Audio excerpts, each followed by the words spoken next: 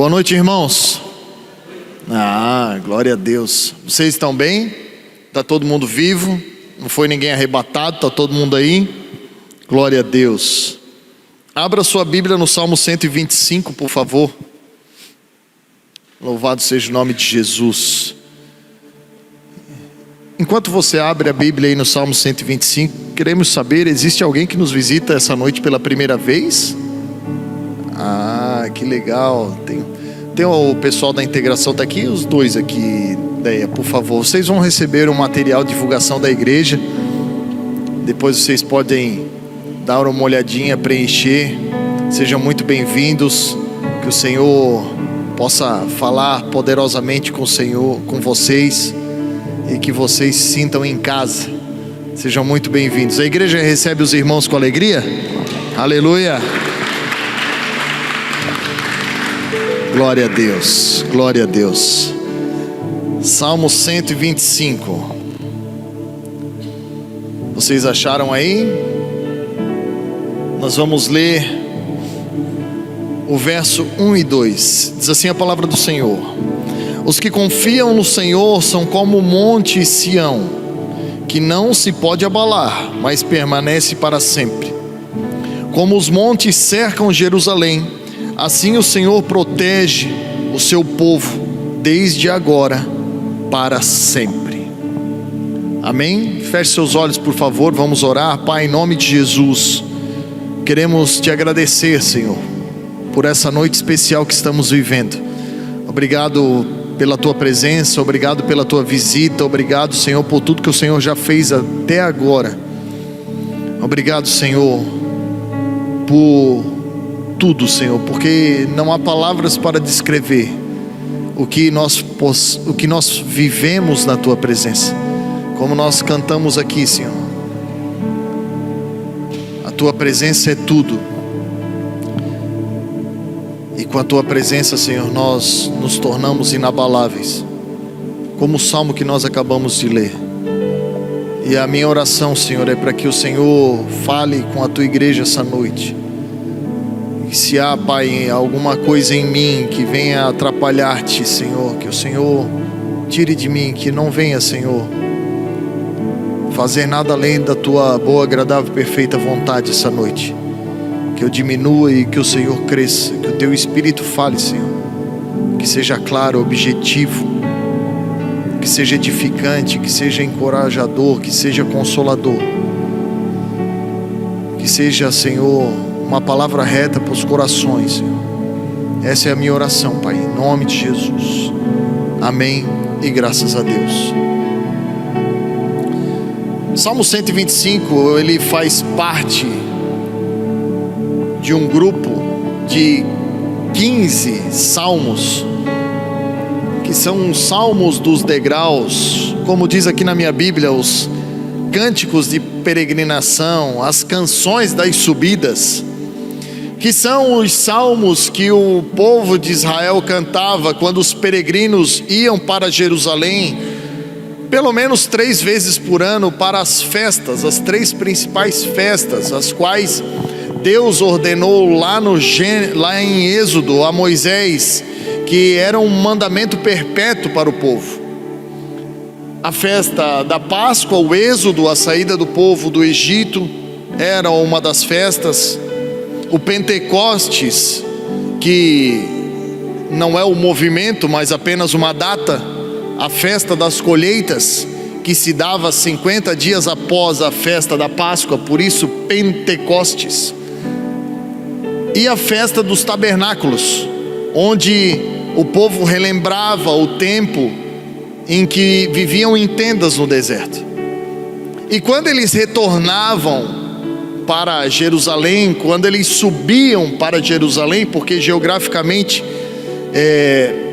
para ir para Jerusalém é necessário subir, então eles cantavam esses salmos do 120 até o 134. E se depois você ler na sua casa, você vai ver que muitos versos que nós falamos estão contidos nesses salmos. Quão bom e agradável é que os irmãos vivam em comunhão. O Salmo 126 que a gente acabou de orar em cima dele aqui, né? Grandes coisas fez o Senhor por nós, por isso nós estamos alegres, né? E vários outros salmos, né, que nós podemos enumerar aqui, são todos esses salmos de cântico, de agradecimento, de gratidão, quando o Senhor tirou o povo do exílio. Esse salmo, particularmente datado historicamente pelos estudiosos, culturalmente falando, era um salmo que o pessoal fez quando estava saindo do cativeiro da Babilônia. Então são palavras de agradecimento, palavras de confiança, e isso quer dizer muito para nós. Essa noite eu gostaria de falar sobre 2 aspectos que eu e você podemos ter se nós guardarmos essa palavra dentro do nosso coração.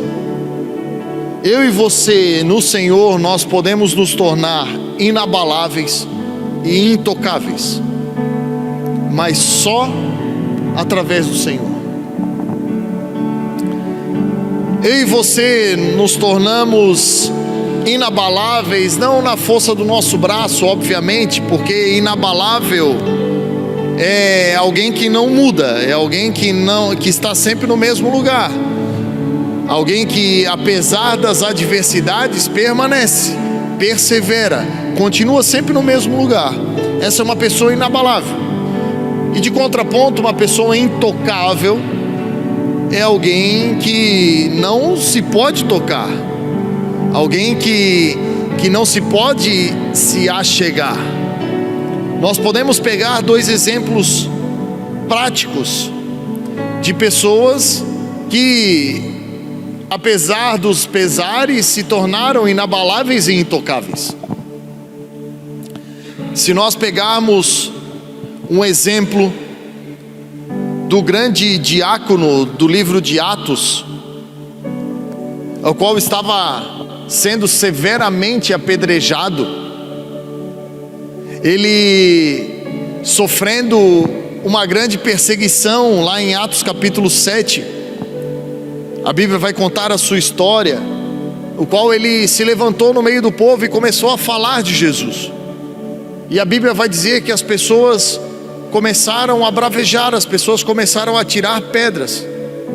E então a Bíblia vai dizer que em determinado momento, por causa das pedradas, ele cai. E quando ele cai, ele levanta os seus olhos e vê os céus abertos. E um dos salmos que faz parte dos salmos dos degraus é exatamente esse. O Salmo 121 vai dizer: elevo meus olhos aos montes e pergunto, de onde me virá o socorro? O meu socorro vem do Senhor, o Criador dos céus e da terra. Esse homem era um homem inabalável. Apesar das pedradas, apesar da perseguição, ele não saiu do seu lugar, ele não arredou o pé. Assim como também ser intocável também não quer dizer que as adversidades não vão chegar, elas não vão acontecer. É claro que vão. Porém, se eu e você confiarmos no Senhor, se eu e você estarmos com o Senhor, o maligno não pode nos tocar. Você lembra da história de Jó? Quando Deus fala para Satanás: tem visto meu servo Jó, um homem reto, íntegro, temente, justo. E então Satanás vai dar o motivo pelo qual Jó tinha os atributos. Satanás vai olhar para o Senhor e vai dizer: mas é óbvio, cercasse ele, ninguém toca, ninguém chega nele, ele prospera, tudo que ele faz, ele é abençoado em tudo. Então ali rola aquela conversa e Deus dá legalidade para o diabo tocar em tudo que é de Jó.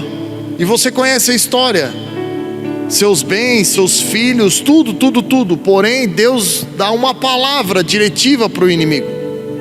Deus dá uma palavra reta para o inimigo. Deus diz assim: você pode tocar em tudo, mas não toque nele, porque quem é do Senhor, o maligno não toca. E esse salmo fala exatamente disso. Os que confiam no Senhor, os que confiam no Senhor são como o monte Sião, não se abala, mas permanece para sempre. Confiar no Senhor não é apenas sentar e ver a vida passar e ficar orando ao Senhor para que as coisas aconteçam, para que o mal não chegue à nossa tenda. Não, não. Confiar no Senhor é muito mais do que isso. Confiar no Senhor é viver uma vida realizando coisas, tendo plena confiança que todas as coisas vão cooperar. As coisas boas, as coisas ruins, o tempo de abundância, o tempo de escassez, as perseguições, a alegria, a tristeza. É como um casamento. Aqui os casados aqui fizeram uma promessa para o seu cônjuge. Você lembra ou não? Vamos relembrar da promessa que você fez? Você prometeu o quê? Amar, respeitar, cuidar. Quando? Na alegria e na tristeza, na saúde e na doença, na riqueza e na pobreza, até que a morte separe. Então quer separar é fácil, é só morrer. Isso é confiar. Confiar em todos os momentos. Por quê? Porque quando você confia plenamente em alguém, você não muda conforme as situações. Você não foge, você enfrenta. Quando você confia, você usufrui de dois aspectos importantes: de esperança e de segurança. Confiança quer dizer isso. Confiança quer dizer esperança e segurança. E o que quer dizer isso senão alguém prudente? Alguém que prevê acontecimentos, não que sai resolvendo tudo de uma forma desesperada, que vive uma vida desregrada, que não pensa no dia de amanhã. Não, alguém prudente. E Jesus vai nos ensinar de uma forma muito prática o que é ser alguém prudente. Uma pessoa prudente é uma pessoa que tem uma sabedoria prática, uma sabedoria que funciona, uma sabedoria que é respaldada por ações. E lá em Mateus capítulo 7, a partir do versículo 24, o Senhor vai dizer que aquele que ouve as minhas palavras e as pratica é um homem prudente. É como o homem que constrói a sua casa sobre a rocha. Construir a casa sobre a rocha não é construir a casa num lugar alto, não. A Bíblia não diz que a casa foi construída num lugar alto para se livrar das adversidades, não. A Bíblia diz que a casa foi construída sobre a rocha. E ali, a Bíblia vai dizer que as adversidades chegaram. Os ventos sopraram, a chuva caiu, os rios transbordaram e deram contra aquela casa. Mas ela não caiu, porque ela estava com seus alicerces na rocha inabalável, um lugar que não muda, um lugar que é seguro, um lugar de esperança. Por isso que eu e você somos inabaláveis e intocáveis, não por causa de nós, mas é pelo lugar que eu e você estamos, é o lugar que eu e você andamos, é as verdades absolutas que tem dentro do meu e do seu coração. ser alguém inabalável é ser alguém prevenido. Ser alguém prudente é alguém que antevê o problema, alguém que planeja, alguém que não coloca os pés pelas mãos, alguém que não vive de uma vida desregrada, uma vida que não faz sentido, e quando acontecem as coisas, então sai desesperadamente para resolvê-las. Porque nessa ocasião, amados, o desgaste é muito grande, a perda é muito grande, e lá se vai tempo, lá se vai recurso, a vida vira um caos, é um estresse danado. E o que o homem prudente faz? O homem prudente vive em constante manutenção, porque áreas de grande manutenção da nossa vida raramente vão dar problema. Áreas da nossa vida que nós estamos em constante manutenção, estamos em constante cuidado, sempre revendo situações, sempre planejando situações. Quando a adversidade chegar, ela vai encontrar uma barreira, ela vai encontrar alguém firmado na rocha, alguém que, apesar de chegar a adversidade, apesar de chegar a escassez, apesar de chegar às perseguições, apesar de chegar a todas as coisas ruins que podem acontecer na nossa vida, vai nos encontrar num lugar firme, um lugar que não vai nos tirar por nada, não vai conseguir, porque não é nós, é o lugar que nós estamos. É uma sabedoria prática. Você lembra de José quando ele recebeu a palavra ainda no cárcere, sobre a revelação dos sonhos de Faraó? Ele revelou no cárcere o sonho do copeiro e do padeiro. Então Faraó teve um sonho com 7 vacas gordas e 7 vacas magras, e não tinha ninguém que revelava esse sonho. Então o copeiro lembrou de José, e então Faraó pediu para chamá-lo. E quando José se dirigiu a Faraó, José, através do Espírito, revelou o sonho a Faraó. Porém, era uma sabedoria prática.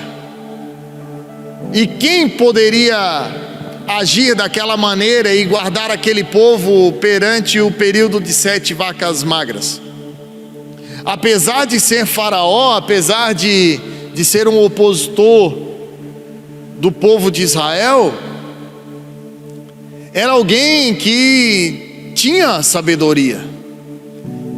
E ele sabia que precisava de alguém com muita sabedoria para lidar com aquela situação. E alguém de sabedoria é alguém que tem revelação, alguém que não vive por aquilo que vê, mas alguém que tem um relacionamento direto com o Pai. Porque nós somos diariamente levados pelos nossos olhos, e se nós confiarmos nos nossos olhos naquilo que nós estamos vendo, amados, nós vamos nos entristecer, nós vamos nos esmurecer. Agora, se nós confiarmos plenamente no Senhor, nas suas promessas, nas suas palavras, naquilo que Ele já disse para nós, e que volta e meia Ele retorna e volta a repetir, nós temos e podemos ter plena convicção que tudo vai cooperar. Tudo vai cooperar. Nós podemos olhar talvez um casamento meio embaraçado, meio desalinhado, e ter uma palavra clara, e nós temos palavras claras sobre casamento. E o que nós temos que fazer? Nós temos que começar a fazer uma manutenção, nós temos que começar a agir conforme a palavra, nós temos que começar a praticar aquilo que o Senhor propôs dentro do nosso coração, independente do nosso cônjuge. Com os nossos filhos é a mesma coisa. Nós precisamos ensinar as crianças no caminho, independente se ela quer ou não, independente se ela gosta ou não. Nós precisamos praticar aquilo que a palavra diz para nós praticarmos, porque aqueles que confiam no Senhor são inabaláveis, não mudam. A Bíblia vai dizer que as coisas boas que eu e você carregamos não vêm de nós, vem do alto, vem do céu, do Pai das luzes, em quem não há mudança e nem sombra de variação. É por isso que o Senhor é bom, é por isso que a sua misericórdia dura para sempre, e é por isso que eu e você, depositando a nossa confiança nele, nós não seremos abalados. O problema é que por algum tempo talvez o nosso entendimento não foi claro mediante essa palavra, e então a gente acaba tomando algumas decisões que fogem de algumas situações. Talvez a gente imaginou que se tornar inabalável seja fugir de problemas, seja evitar algumas situações de adversidade. Porém, é justamente nessas situações que o Senhor prepara o nosso coração. A Bíblia vai dizer que Jesus aprendeu por aquilo que sofreu, porque o aprendizado às vezes ele é maçante, o aprendizado às vezes é um aperto, às vezes o aprendizado é um parto. Mas se eu e você adquirirmos essa sabedoria, se eu e você adquirirmos o máximo de informação mediante a situação, o momento da vida que eu e você estamos vivendo, ali na frente nós vamos ver que valeu a pena confiar, valeu a pena permanecer, valeu a pena não fugir. Porque de uma coisa é clara, amados, é muito melhor ter convicção, certeza de uma derrota do que passar uma vida pensando naquilo que não fez. Para entender isso é muito fácil. É só você visitar um velório. E aqui vai um outro ensinamento.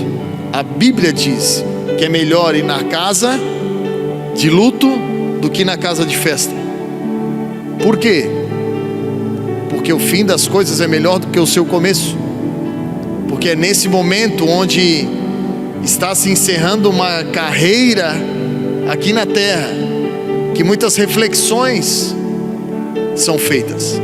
E então nesse momento de luto é nítido perceber dois tipos de pessoas: as pessoas que viveram, que perderam, que sofreram, de pessoas que não fizeram, pessoas que não enfrentaram, pessoas que não demonstraram.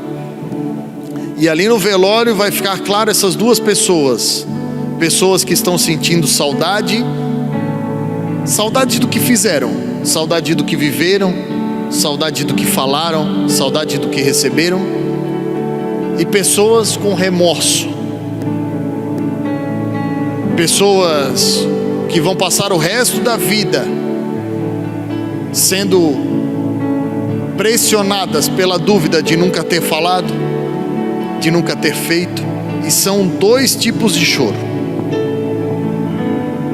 Choro da saudade, por mais que seja um choro, é um choro satisfatório, porque você está chorando por algo que foi feito.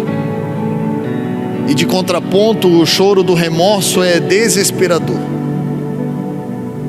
é o choro da dúvida. E aí eu pergunto para você: quantas coisas eu e você deixamos de fazer por causa do medo? Quantos desafios, quantas oportunidades, talvez na nossa juventude, nós deixamos de fazer, quantas coisas por causa da desconfiança ou por causa da imaturidade? Quantas coisas passaram pela nossa vida que nós não vamos saber se daria certo ou se daria errado?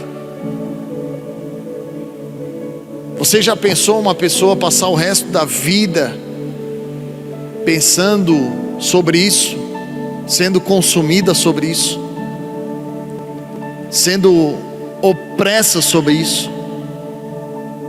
Então, amados, aproveite cada oportunidade. Tenha plena convicção de que o Senhor está com você todos os dias, porque Ele está. Vá e faça, debaixo da palavra do Senhor, debaixo de uma direção do Senhor. E se der errado, sacuda as poeiras dos seus pés e continue caminhando, com a certeza de que você fez o melhor que você podia. Às vezes pode ser um parente que a gente está tentando ganhar para Jesus, e fala, e fala, e fala, e convida, e convida, e convida, e o tempo vai passando e a gente não vê progresso, a gente não vê sucesso. E aí o que vai acontecendo? Os nossos olhos vão começando a nos trair. A gente começa a fechar o coração e abrir os nossos olhos, e a gente começa a ver o contrário daquilo que Deus vê, porque Deus está vendo sempre uma oportunidade de salvação, porque Deus amou o mundo de tal maneira que deu o seu Filho para que todo aquele que nele crê não pereça, mas tenha vida eterna. Todo é todo. A Bíblia vai dizer que a vontade do Senhor é que todos chegassem à salvação. Jesus morreu por todos. Jesus morreu para o morador de rua, Jesus morreu para o ladrão, Jesus morreu por adúltero, Jesus morreu por todos. Jesus morreu também pelos nossos, por aquele que muitas vezes a gente olha e cansa, diz: ah, não vale a pena, eu já fiz de tudo. Não. E talvez esse seja o nosso maior erro: querer fazer de tudo, e querer fazer até mais do que nós devemos fazer. Porque Jesus disse para nós só sermos testemunhas, para nós só falarmos daquilo que Ele fez na nossa vida. E muitas vezes a gente bota os pés pelas mãos e fala o que essa pessoa tem que fazer para aceitar Jesus, e a gente deixa de ser uma testemunha para ser um crente metralhador, um crente ativista, um religioso. E ao invés de falar o que Jesus fez em mim, eu começo a dizer o que Satanás está fazendo na vida da pessoa. Dizer: cara, tu precisa de Jesus porque tu é isso, tu é isso, tu é isso, tu é isso.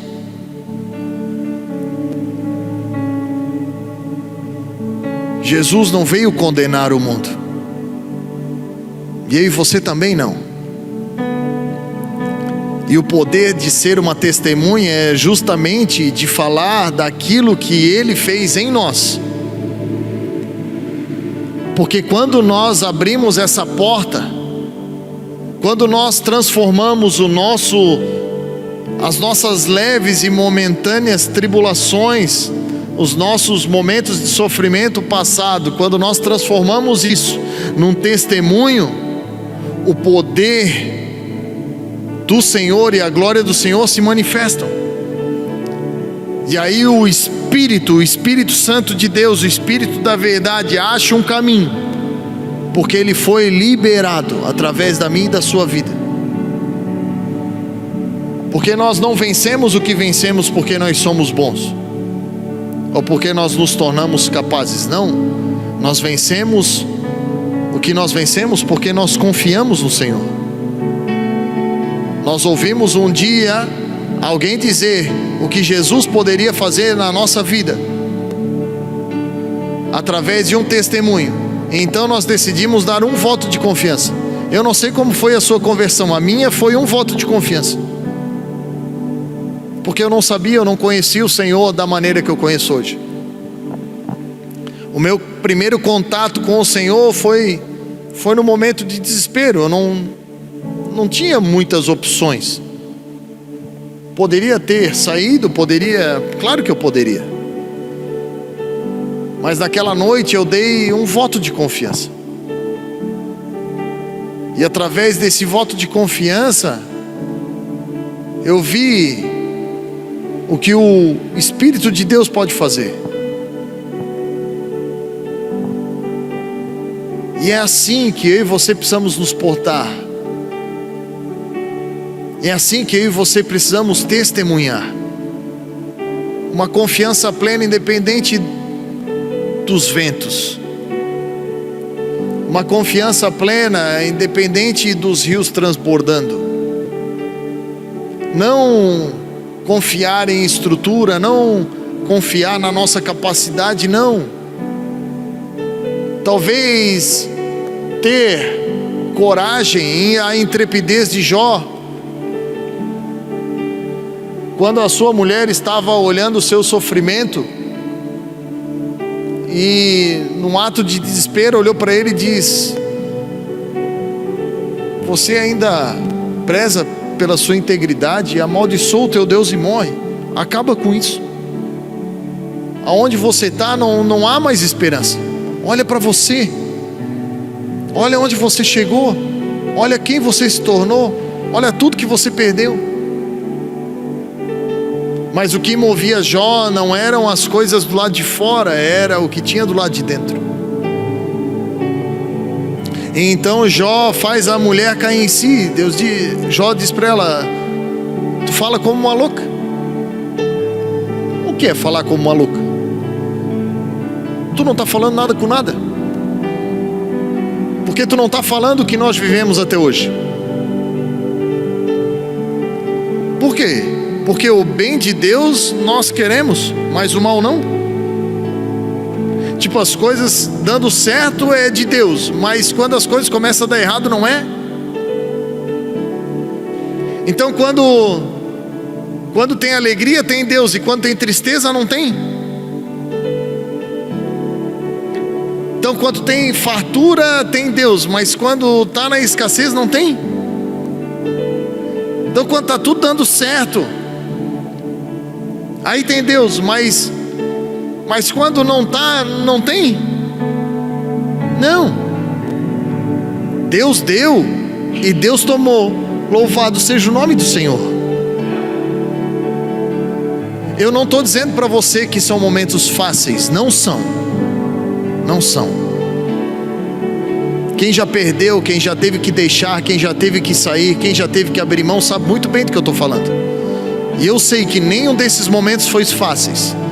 Mas aí eu te pergunto, por que você está aqui hoje? O que faz você continuar? Você já parou para pensar nisso? O que faz você levantar todos os dias e muitas vezes olhar as mesmas situações e não desistir? Você já parou para pensar nisso?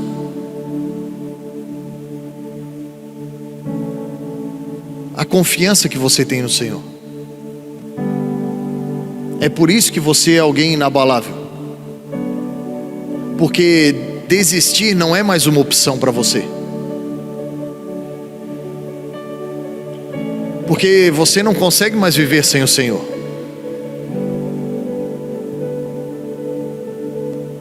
Você não consegue mais. Vai ser um constrangimento terrível tentar se desviar. Não faz. Eu e você não servimos mais para esse mundo, porque nós já experimentamos algo sobrenatural. O natural não nos abastece mais.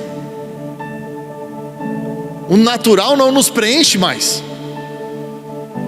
Você não consegue mais acordar de manhã cedo e não imaginar tudo que Deus pode fazer na sua vida. Você não consegue mais.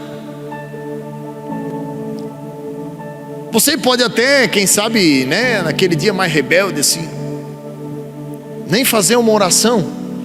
Dizer, hoje eu não vou nem orar. Só pelo fato de não lembrar de orar, já lembrou que tem que orar. Em algum momento do dia, tu sabe que Deus vai falar contigo. Em algum momento do dia, tu sabe que vai ter um sinal. Porque está aqui dentro. Porque não é mais uma opção, amado. É um estilo de vida. Dia após dia, depositando toda a sua confiança no Senhor. Todos os dias da sua vida o Senhor está com você. Todos os dias. As aflições vêm, batem a porta, é inevitável. Mas no Senhor nós somos inabaláveis. E no Senhor eu e você somos intocáveis. Pode vir, pode tentar dar uma bagunçada, pode tentar afrontar,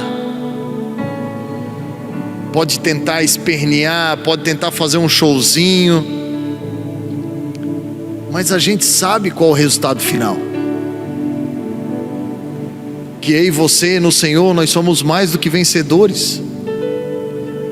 As nossas causas todas já estão ganhas. É apenas uma questão de tempo. Então não deixe o tempo te roubar do propósito. Não deixe o tempo levar a promessa. Não deixe as adversidades, o barulho do vento, a intensidade da chuva, não deixe isso roubar a tua esperança. Porque se você estiver no Senhor, nada disso vai te abalar, nada disso vai te tocar, nada disso vai te tirar do centro da vontade de Deus. Ainda que para muitos seja uma loucura você viver o que você está vivendo.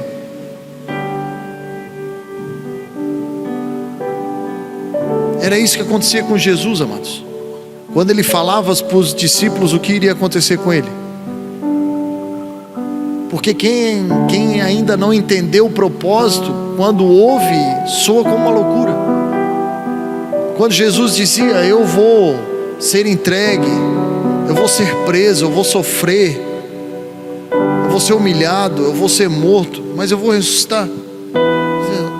Deus, o que o Senhor está falando? Não, Senhor. O Senhor parece um imã de coisa ruim, não vai para esse lugar. O Senhor parece estar desejando isso. Mas não é, amados. É desafiador. O Evangelho é um desafio. Parece que quanto pior o indivíduo, mais a gente quer ganhar para Jesus, é ou não é verdade?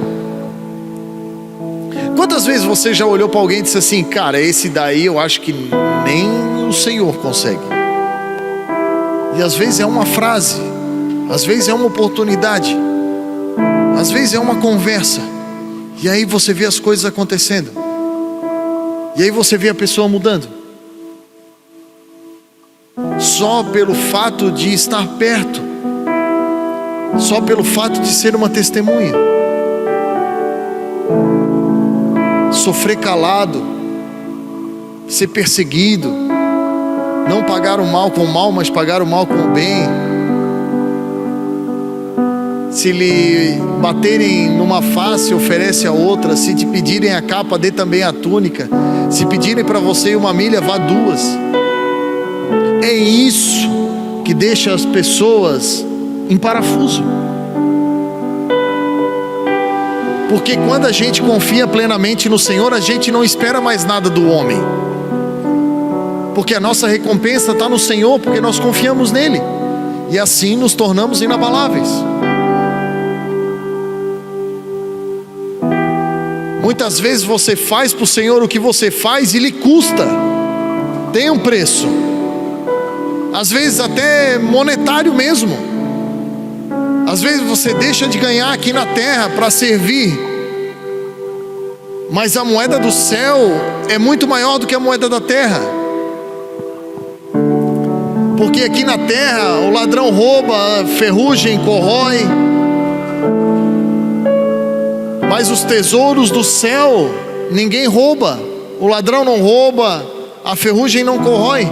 E é nesse lugar que precisa estar o nosso coração, porque onde tiver o nosso tesouro, ali vai estar o nosso coração. É por isso que a gente não mede esforços para fazer as coisas para o Senhor. Por quê? Porque nós confiamos nele, porque nós sabemos que a recompensa vem dele. Nós temos plena convicção que um dia ele vai vir nos buscar, e quando ele vir nos buscar, tudo isso daqui vai passar e nós vamos reinar com ele. É por isso que nós somos inabaláveis e intocáveis. Então, por favor, não pare de fazer o que você está fazendo, ainda que aos seus olhos você não esteja vendo muito resultado. Lembre-se que quando você planta uma semente, demora para ver o primeiro brotinho. Continue lançando a semente, ainda que você esteja chorando e caminhando. Não pare de lançar a preciosa semente, porque um dos cânticos dos degraus diz: aquele que anda caminhando e chorando e carregando a preciosa semente vai voltar com os seus feixes, com cânticos de júbilos. Pastor, quanto tempo vai levar? Eu não sei, porque eu não estou mais preso ao tempo, porque nós somos da eternidade, irmãos, e quem é da eternidade não está mais preso no Cronos. Não importa mais o tempo, nós somos eternos. Então esquece o tempo. A minha mãe demorou 29 anos para me ver convertido. Você já pensou se ela tivesse desistido no 28º? Ela demorou 35 anos para ver o marido convertido. Você já imaginou ter desistido no 34º? Mas alguém que confia é inabalável e é intocável, porque não está mais preso no tempo, já está vivendo a eternidade na terra. O reino de Deus é eterno, não é? E o reino de Deus não está dentro de nós, então nós precisamos viver isso. Então só lança a semente, não se importe com o resultado, não se importe com demanda. Ei, quando vai acontecer? Ei, esquece. Só lança a semente e esquece. Daqui a pouco você vai passar, você vai ver um brotinho. Daqui a pouco você vai passar de novo, já vai estar maiorzinho. Daqui a pouco vai ter fruto. E quando tem fruto, tem festa. E quando tem festa, você não lembra mais do tempo que passou. Você só usufrui. Era o que o povo fazia quando subia para Jerusalém. Eles celebravam as festas. Por que você acha que Deus foi tão peculiar quando Ele disse: esse é um mandamento perpétuo? Celebrem as festas. Celebre o Êxodo. Celebre o Pentecostes. Celebre a festa dos tabernáculos. Celebre. Seja feliz, viva. Às vezes a gente é muito ranzinza. Às vezes a gente não celebra, não contempla aquilo que Deus está fazendo. Não para contemplar. Trabalha. Por quê? Porque quer juntar. Para quê, irmão? Não estou fazendo apologia a se organizar, a adquirir, não. Mas confiar nisso não tem lógica. Você pode juntar e contemplar. Deus no sétimo dia ele não descansou porque ele estava cansado. Deus não cansa. Você sabia disso, né? Deus fez o mundo em 6 dias e no sétimo ele descansou, mas não porque estava cansado. Ele descansou para contemplar. Ele descansou para apreciar. E muitas vezes eu e você somos renovados nisso. Ter tempo de qualidade. Um tempo de qualidade na nossa casa, um tempo de qualidade no nosso casamento. Quanto tempo você não deita numa rede com a sua nega véia? Fala aí pra mim. A rede, tu nem sabe se a rede dá pra deitar ainda. As traças já comeram. Quanto tempo tu não pega na mão dela e não sai para dar uma caminhadinha?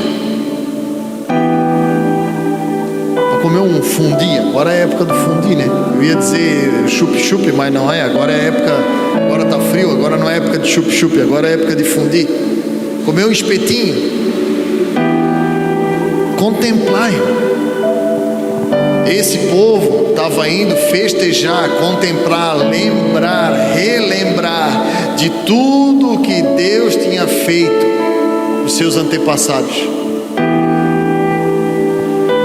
É por isso que na ceia Jesus disse: façam isso em memória de mim.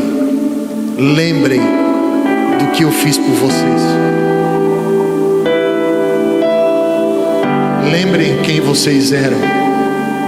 Lembrem de onde que vocês saíram. Se nós contemplarmos isso, nós vamos começar a olhar as pessoas de um modo diferente. Porque pecado é tudo igual, irmão. Só muda CPF e endereço. Às vezes a gente acha, não, eu só era mentiroso, então eu pequei menos que o adúltero. Não, é tudo igual. Se nós tivermos a mente de entender de onde o Senhor nos tirou, nós vamos ter clareza para entender que de lá o Senhor quer tirar todos. E aí nós vamos começar a contemplar, já semeando cada oportunidade. Meu Deus, olha a oportunidade. É uma semente, é uma semente, é uma semente, é uma semente. É uma alma, é uma pessoa. Às vezes pode ser um chato, um inconveniente, um xarope, alguém mal educado. Não importa. Lembre-se, quem mais é perdoado, mais vai amar. Esse mais atribulado tem tudo a ser muito mais crente que nós. Porque quando o Senhor pega, toda aquela raiva, toda aquela força é transformada. Toda a intensidade que tinha para o mal agora vai voltar para o bem. E nós vamos contemplar. E nós vamos ver. E você vai ver. Você vai contemplar. Porque se você carrega uma promessa, se o Senhor fez uma promessa para você, se existe uma palavra dentro do seu coração, viva por essa palavra, irmão. Porque Deus não é homem para mentir e nem filho do homem para se arrepender. Se Ele falou, vai acontecer.